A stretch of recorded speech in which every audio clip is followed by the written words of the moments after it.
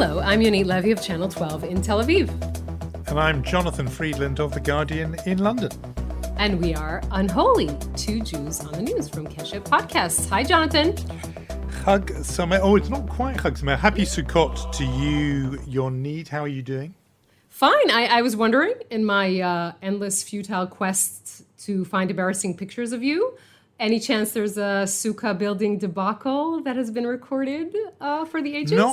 Not this year. In previous years, you definitely would have struck gold with some of those images. And I'm afraid to confess to you that we didn't build a sukkah this year. And we sort of got out of the habit a few years back. And certainly in the pandemic period, it hasn't happened. So I apologize. You could have pictures of me getting increasingly infuriated with my neighbors as they build their Sukkot. And for some reason, they've decided that the hour for construction work is midnight to 1 a.m. That is sense. The optimal time. I'm sure there's a halachic reason for it. For my ultra-Orthodox neighbors, begin to get the drills and the saws out in the early hours of the morning. And this has now become a kind of additional festive custom that they honor with great diligence every year, drilling, screw guns, hucking and banging, as my grandparents would have put it, happens every year. So you could have a picture of that. Good. Finally, something to go on. I can tell you, by the way, that I did not build my sukkah. If I had attempted to do that, it would probably look like a ridiculous dinosaur that never survived. So I did pay good money for someone to do it for me. But nice. Is that halacha approved? I hope it is. But no, that's fine. In fact, the neighbors actually do hire people to do it. So that explains the midnight, I guess. That explains the midnight, because they were so overrun with customers this year that the only way they could do it is they booked in like the night shift. Otherwise, I wouldn't be, even though I think the chances of them listening to Unholy are minimal, I wouldn't be risking that, because I'm not talking bad mouthing them. It's the people who are doing the work. But that's interesting that you do that. So is there a Channel 12 Sukkah? There is a Channel 12 Sukkah. And this week that I spent in quarantine with my children made me think of how great Sukkot can be. You can just run away to your Sukkah and sit there for a while. But, I think we should say that what you're supposed to do is cram as many guests in the Sukkah as possible. That's not very COVID friendly, but that is the thing to do. Definitely. Hang on, people are going to be worried though that you're quarantining. Everyone's okay. Everyone's okay. Yeah, I should have led with that. Everyone's okay, but yes. In a Jewish podcast, you have to say at the beginning, right? You have to say, "Don't worry, but this has happened." That's how you don't worry, but worry. It's a Jewish podcast. You have to worry. Well, my favorite one is the Jewish Telegram, of course, which is "Start worrying, details later." Exactly. But you have to say that in the situation we are in this country, COVID related, and the fact that schools are completely open. And you have right now about 150,000 quarantined students out of about 1 million. You feel like it's kind of Russian roulette, that you send 3 children out and you know that at some point or another you're going to have to be quarantined.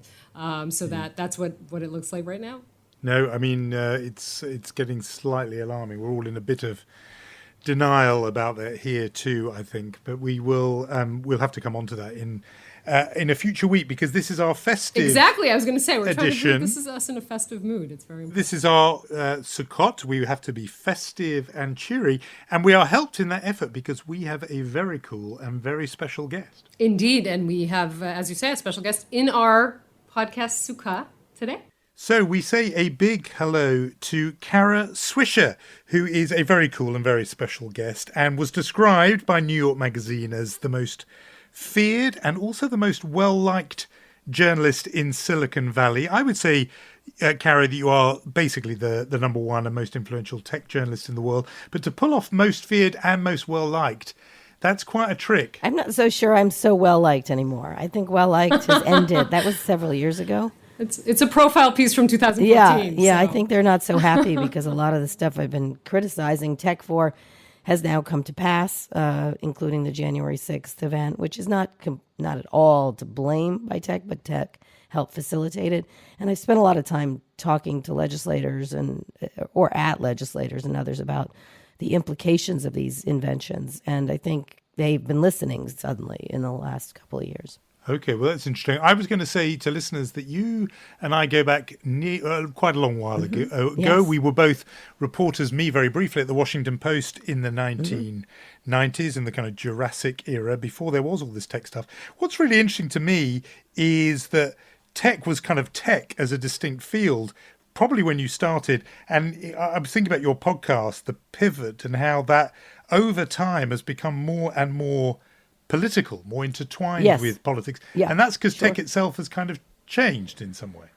Yeah, we end up talking a lot about politics, whether it's the FTC or Marguerite Vestager there in Europe or anywhere else. So it tends to right now a lot of what's happening has to do with politics because of the power of the tech companies, whether it's something like Bitcoin or cryptocurrency, whether it's hacking.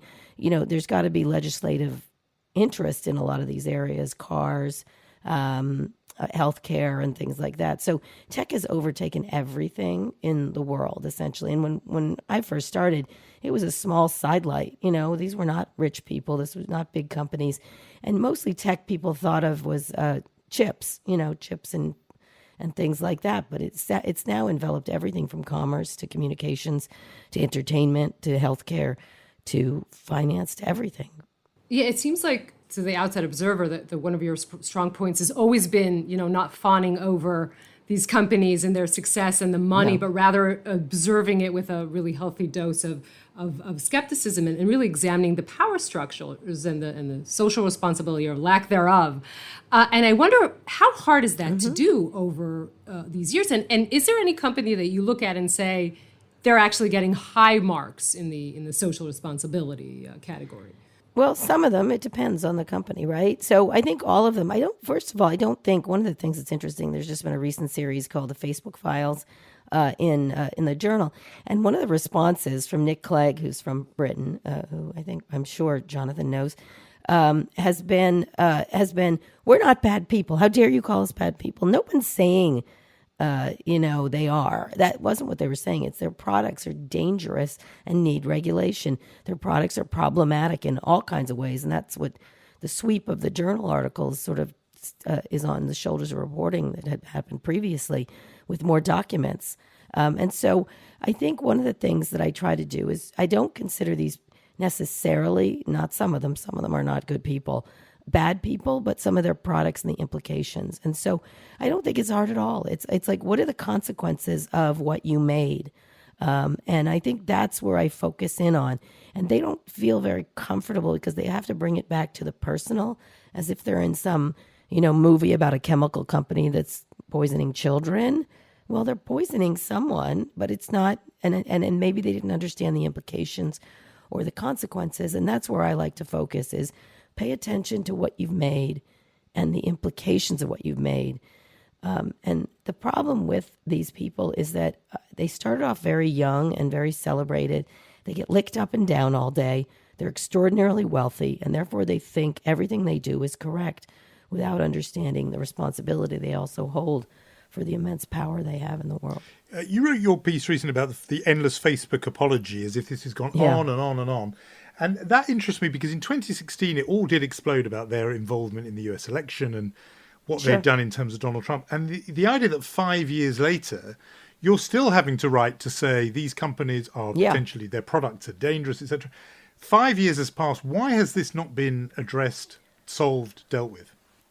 Well, because the regulators in the U.S., at least, you've had more luck in Europe and elsewhere in the world. But in the U.S., there's almost no regulation on technology companies or any of these companies.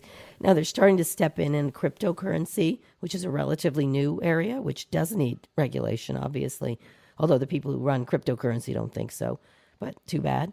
Or cars, that's something people governments feel comfortable moving in on and actually throttling back in many ways. The tech companies have had none. Like, people are like, we shouldn't have regulation against tech. I said, we don't have any. There's none. There's not. There's maybe some minor data laws.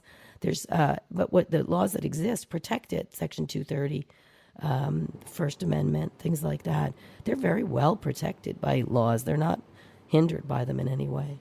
So again, it begs the question. I mean, even lay people Why? like, right. I mean, I'm not tech savvy. I understand that there's a line between Russian propaganda 2016 and anti-vaxxers 2021. And you ask yourself, why has this not been regulated? I mean, you had a very interesting conversation on Sway on your podcast.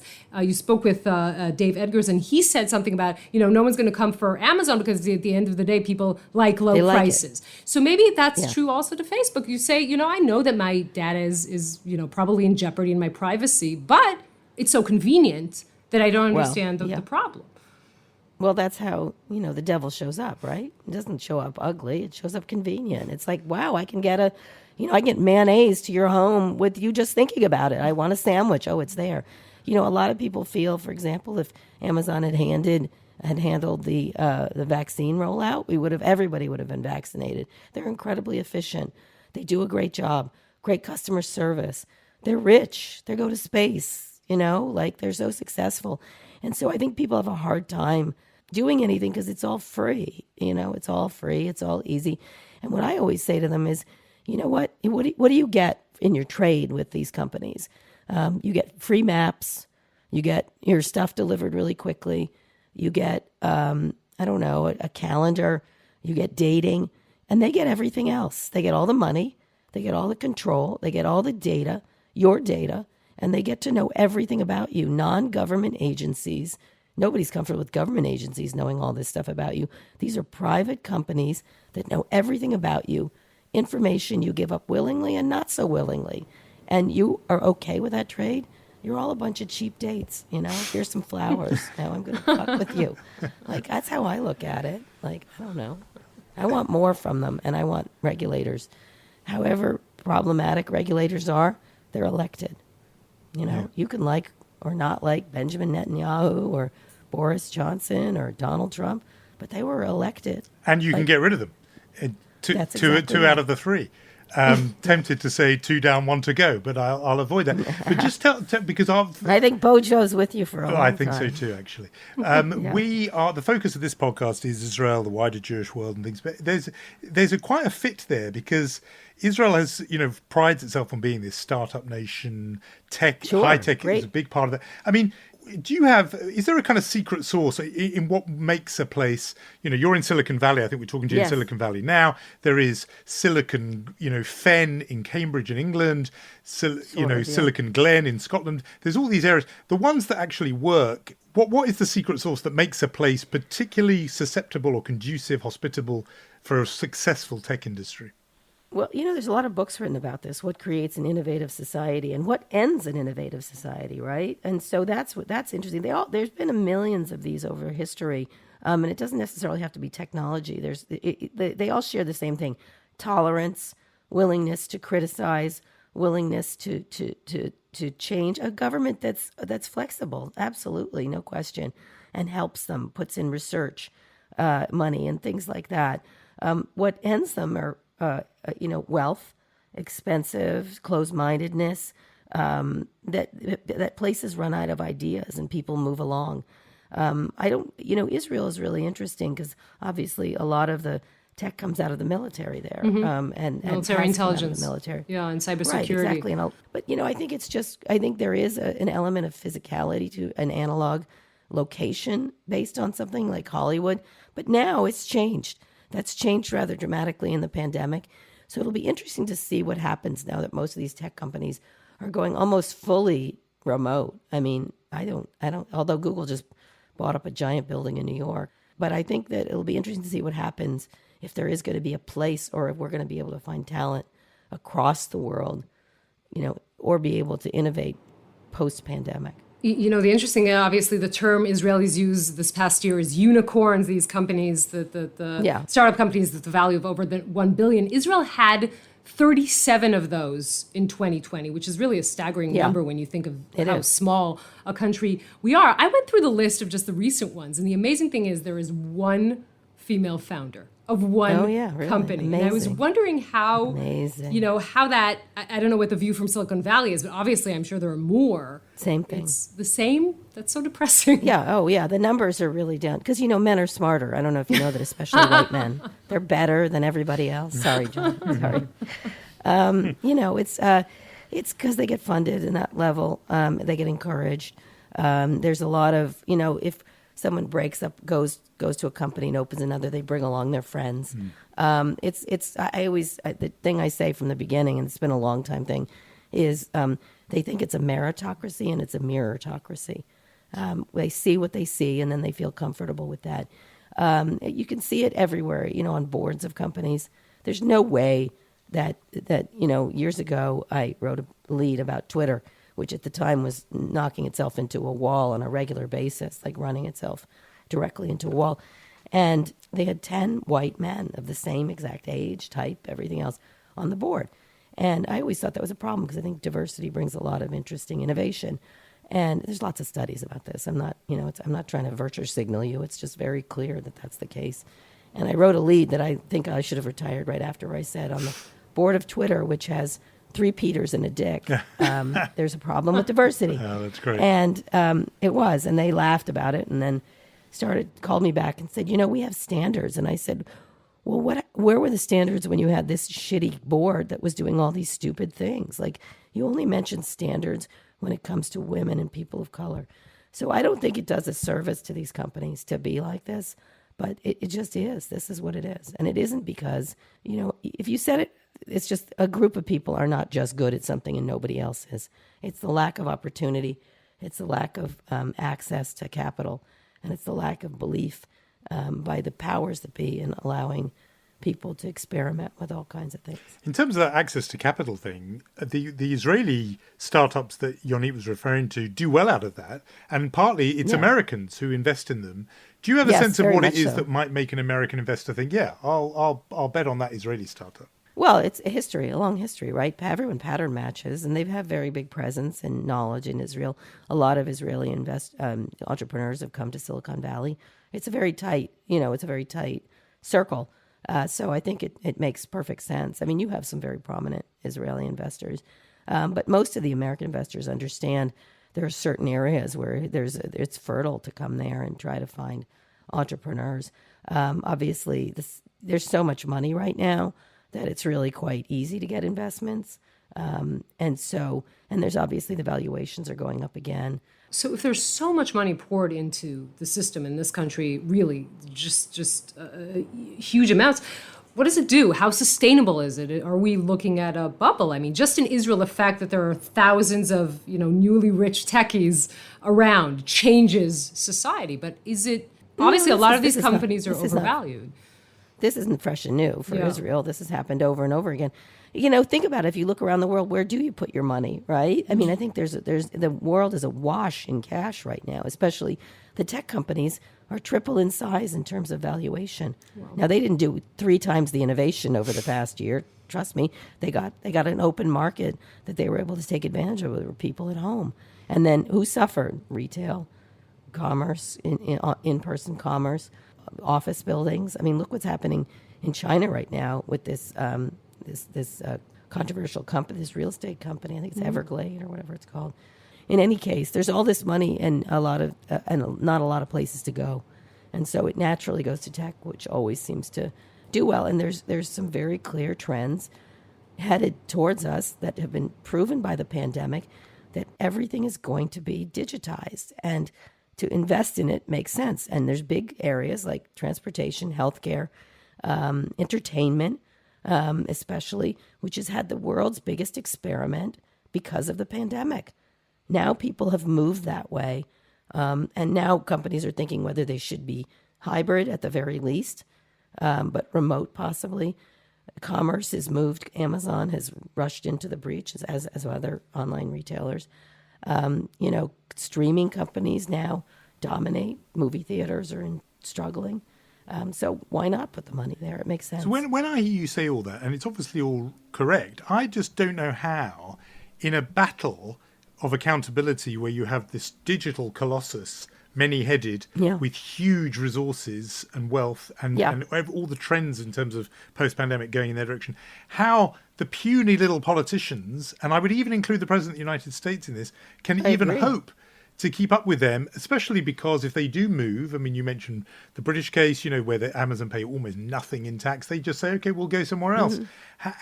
This fight to me seems it seems biblically uneven, this fight. Well, we did have big oil here. We had big telcos. We had big train companies. This is not something new and fresh to the United States, is these companies taking over things. And the U.S. government still is very powerful. Let me just say, I wouldn't bet against any government, really, any relatively stable government. And I use that in quotes, relatively stable, for the United States. But, President Biden has put in place some very strong anti-tech regulators, I would say. I wouldn't say anti-tech, tech-critical regulators. Lena Khan at the FTC. John Cantor is now at the Justice Department in antitrust. You have Tim Wu at the White House. And you have a president very much interested, and a bunch of legislators, by the way, on both sides, for very different reasons, obviously. The right wing thinks they're being censored when they never shut up for a minute, which is always my favorite thing. I'm always like, Josh Hawley, you never shut up. Marjorie Taylor Greene, we wish you would shut up. We wish someone would stop you talking. But she doesn't, which is, a strength of our country. Whatever, I find her abhorrent, but nonetheless, she does get to talk. And I think you'll see some nonpartisan legislation around privacy, around data, the reform of Section 230. I mean, I think one of the biggest problems is, every other industry gets reined in several different ways. One is by taxation, another, which is a great way to sort of slow people down. Another is by regulation. But one of the best ways to rein companies in, and I hate to say this, is legal lawsuits. People can be sued, sue the bastard kind of thing. And medical device people can be sued. Financial companies can be sued. Real estate companies can be sued. Guess who can't be sued? Tech companies. Well, that might have to be rethought in a significant way. Not completely, not getting rid of Section 230, but right now they have broad immunity. And so Facebook has its CEO who is unfireable and unaccountable, who cannot be sued. What is that? I mean, come on.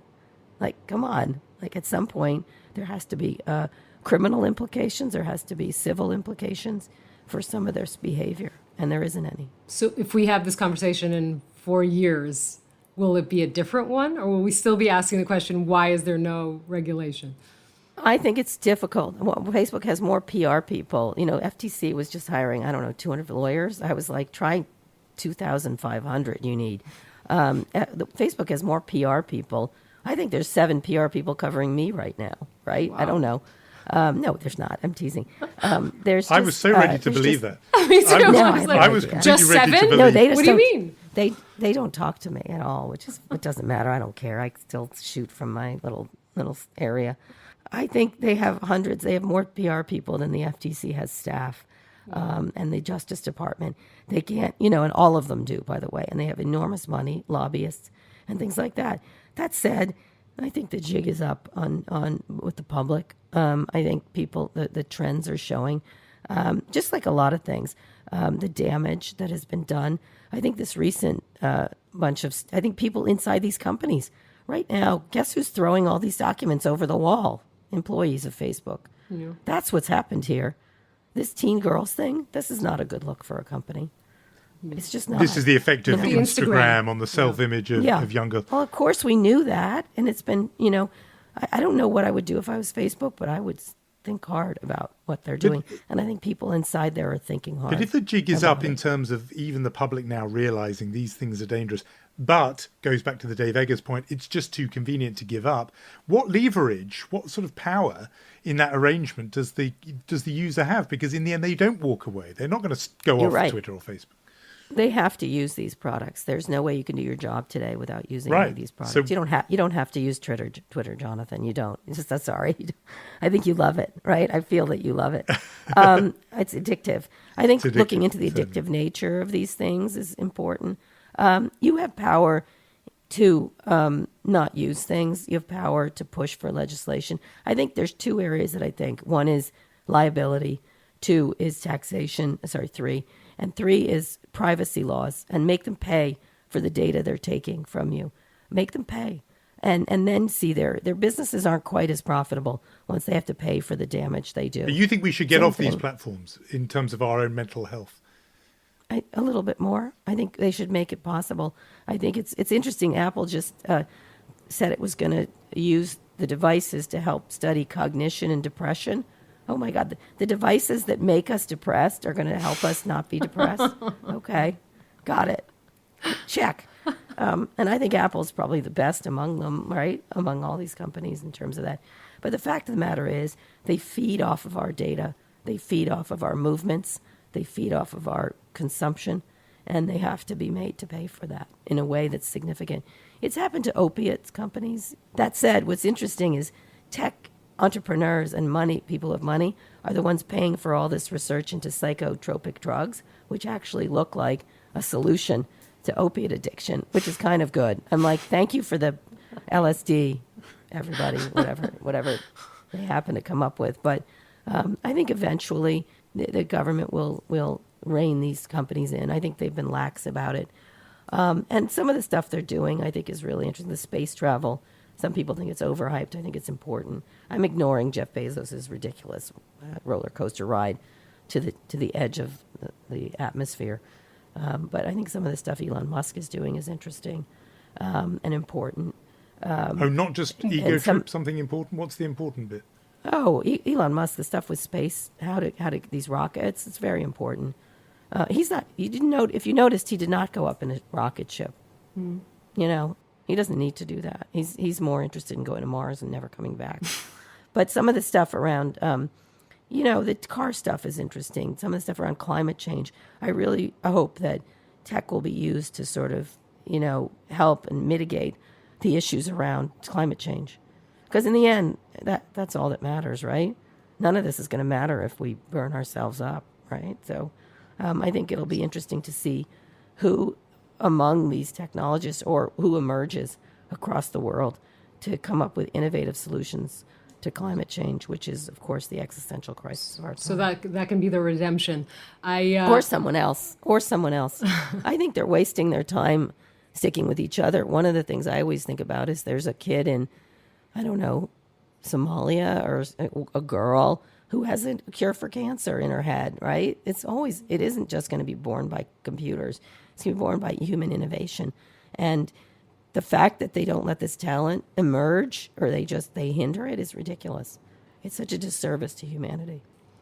We can't let you go without asking you, Okay. since we talked about Sway, but we also are big fans of Pivot. And yeah. You co-host with Professor Scott Galloway. Galloway, who is half Jewish, Yeah. and I co-host Yes, with he is. Jonathan Friedland, who is fully Jewish. And I have Okay. to have your tips on a pod distance relationship.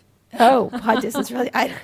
You know what? Toleration. I say every day. Scott says this morning. Like I announced I was having another baby, and Scott, of course, immediately claimed paternity, and was highly offensive with a series of extraordinarily rude comments about lesbians and sperm and etc. And I just, you know what? People get super pre-offended. My wife, who is Jewish, says she's coined the term pre-offended, where people now today, everybody gets sort of up in arms. And I don't say this is about cancel culture, because I think those people who do all the hot take hacks on cancel culture are ridiculous.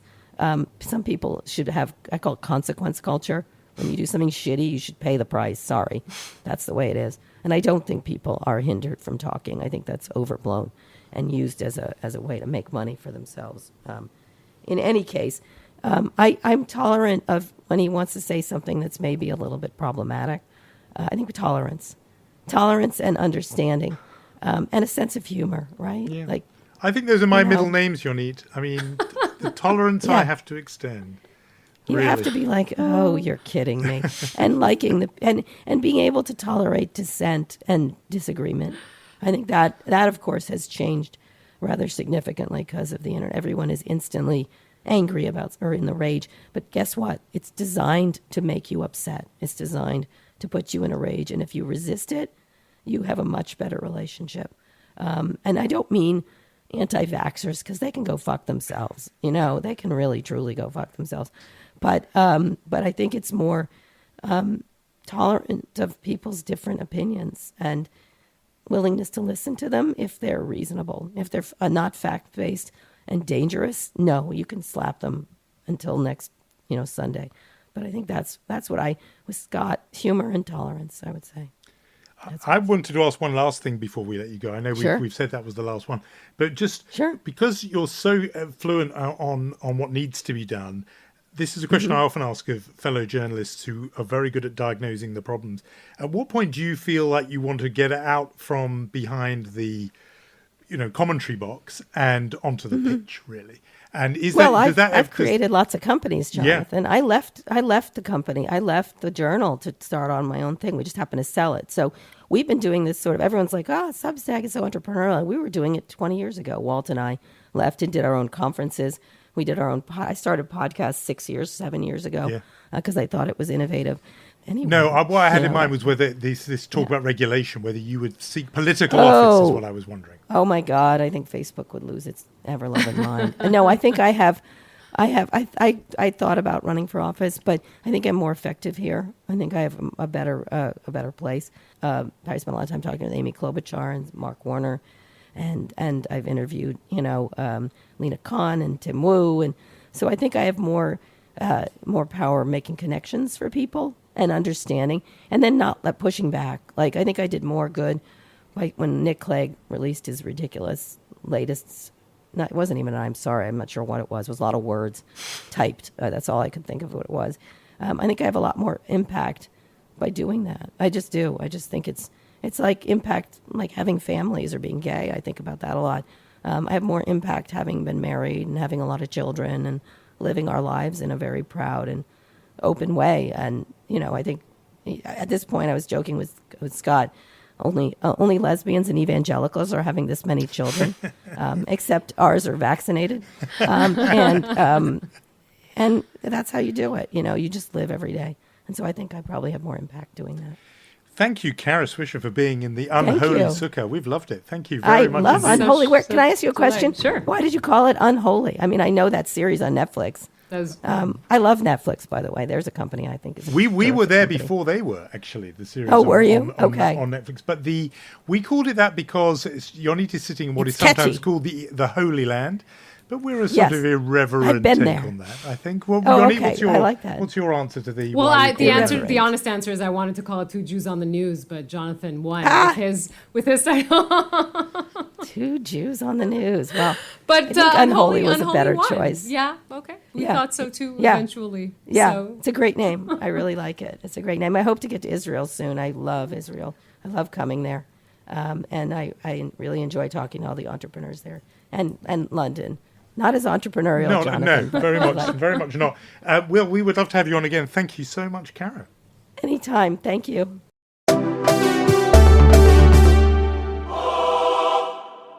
So that was a very interesting conversation. I learned a lot. Everything. She knows everything about tech world and the world, I would say. Indeed. We want to go to our traditional chutzpah and mensch. Maybe in the spirit of Sukkot, it's the people we will let in our sukkah and the people who will stay outside and not. I like that. So who gets on the unholy guest list and who is outside the velvet rope? I think that's quite cool. Okay, well, I'm going to link mine, actually, because I think there was a nice little moment at the Emmys where there was, I think, simultaneously a little act of chutzpah and a little act of mensch. And that is that, especially if you're the organisers of the Emmys, you'd be delighted that one Jewish actor, Brett Goldstein, who's a big actor in the hit comedy Ted Lasso, he won Best Supporting Actor. He delivered a very short and brief and to the point speech, which included him swearing, which is in the spirit of his character. So he gets a mensch award because the one thing you like if you're in the audience and also if you're organising any kind of event is the short speech. But simultaneously, at the very same event at the Emmys, a very long speech came from the director of the Queen's Gambit show, which I absolutely loved, by the way, the director Scott Frank, who brought down the wrath of the TV gods on him because he ignored repeated signals to just end already and wrap it up. I think they struck up the music 3 times, but instead he just went on. Never and want them to on strike up and the music on. 3 times. You never want that to happen. So he gets a little bit of a chutzpah for stretching the patience of the Emmy producers and perhaps even the TV audience. That reminds me of my editor in the earpiece while I anchor the news. You always get, when he wants me to wrap up what I'm saying. It's like, toda, toda. And the third one is screaming, toda. So that is what the 3 times music thing was. Anyway, so I'm going to link my mention chutzpah as well, because it's an interviewer and an interviewee. And I think one of them, at least the interviewer, Savannah Guthrie, gets the Mensch Award, and the interviewee gets, that is your Prime Minister, Boris Johnson. I think he gets the Chutzpah Award. What happened in this interview was very interesting, because she actually got him to admit to the number of children he has, which is sort of something that has, if I'm not mistaken, eluded the British press for a very long time. And she kind of did it very elegantly. She said, well, you have 6 kids. And he says, yes, which made a lot of headlines in the UK as well. Yeah, it's an amazing thing to admit, but we have not known for certain Amazing. The actual number for quite a long time, because he has had a very colourful marital and extramarital life, and it has been quite tricky to keep up with his. I love the word "colorful" that you're using as an understatement there, Jonathan. Yeah, that's a little bit of British understatement. He has had a aerobic romantic life and colourful. So yeah, it's been hard to keep up. And Savannah Guthrie, absolutely. And what was beautiful about it was it wasn't clear to me whether this was a really clever / devious bit of interviewing, or whether she just, in a really kind of open-faced, quite genuine way, just sort of said, right, how many do you remind me? How many do you have? Or what if she said, you have 6, right? And he went, yes, I think. Yes. So was it just naivety, or was it? Well, you're the TV interviewer. I think was she that did naivety or a no, ploy? I think it was completely deliberate. I have to say that when he says he changes a lot of nappies or diapers, didn't believe that part so much. But it's second only to favorite Savannah Guthrie clip of all time. I'm sure you remember this, when she interviewed President Trump before the elections, and she asked him about a piece of, disinformation he was tweeting about, and he tried to explain why he was doing it, and then she just said, but you're not somebody's crazy uncle, you're the president, which I think is her best line. They're not mutually exclusive, by the way. No, they're not. That's the problem. America's craziest uncle did become its president. No, that's great. So she's had 2 very good TV moments. So she is ushered in to the Unholy Sukkah and given a seat at the table, a pride of place for that bit of TV interviewing. Indeed. While outside, the producer of Queen's Gambit and the Prime Minister can shiver in the autumnal cold, because they are on the outside. It's Israel, Jonathan. It's not autumnal cold. It's very, very warm. Just saying, good weather. Still good weather. I hope you're jealous. If we're doing, I remember when we did mention, besides that kind of gray area between chutzpah and mensch, that we just want to mention something. Can I do that this week? You Will can. you Go allow on. Who's it? our mention? Remember last week we were on the topic of books. So the book Peril came out. It's about Trump's final days in office. Legendary journalist Bob Woodward wrote it with veteran Washington reporter columnist Robert Costa. And it claims, among other things, that General Mark Milley, the chairman of the Joint Chiefs of Staff, was very concerned that Trump might go rogue after the January 6th attack on the Capitol, and took secret action to protect nuclear weapons. He basically summoned his senior officers to say, if you get the call, you have to involve me. Now, this is very, I would say, eerily similar to my friend Sam Bourne's book, a.k.a. Jonathan Friedland, who wrote a book 4 years ago called To Kill the President. And the very first chapter begins, if I'm not mistaken, I read this a while back, but with the Chief of Staff and the Secretary of Defense trying to block the president from launching a nuclear attack on North Korea. So you knew before. People need to read your books to know what will happen in the Bob Woodward books in years to come. I love that. No, it begins with fiction from Sam Bourne and ends with the real life account by Bob Woodward. I'm very happy with that contractual arrangement. I mean, it did actually almost give me a little sort of tingle when I saw this story, because it is a little bit uncanny. That was absolutely the opening episode of that book that was based on a unnamed president who did have some crazy uncle attributes and was uncannily like the crazy uncle. But I wrote it before, I finished that draft and submitted it to the publisher before Donald Trump took his oath of office. I had to write that at absolutely breakneck speed to meet the deadline. And so I started writing more or less as the results came in November 2016 and handed it in something like January the 19th or something of 2017. So I had no idea of what kind of president he would be. All I had was what kind of person he was to go on. And so my hypothetical was, what if he's so crazy that the people around him have to absolutely sort of stay his hand to prevent him pressing the nuclear button? And then 4 years later, you read that is more or less what happened with the chief of staff. So it is pretty incredible. I mean, there were a few other things in there that were a little bit weird and that I put in the book. And I did for a while get tweets and things from people who were reading it saying, will you do my lottery numbers this week? Because things I'd put in the book then did happen. So we are winding up our special Sukkot episode. We are retracting the roof. Yes. We are covering up our Sukkah. And we should mention that if you love this podcast, we hope you do. Please do recommend it to your friends, and you can review it online, wherever you get your podcasts. We would always be grateful. And we're at Instagram as Two Jews. No digits or numbers, just the words Two Jews on Instagram. Oh, look at you, so Instagram savvy. We will also say thank you to Rom Atik, of course, to our executive producer, Lior Friedman, and tell you that we are also on The Forward, one of the most influential Jewish publications in the world, and on El Al flights, if we ever get on one of them. Jonathan? We can listen to ourselves. And a big thanks, obviously, to Kara Swisher for joining us in our Sukkah. Indeed. And we shall meet next week.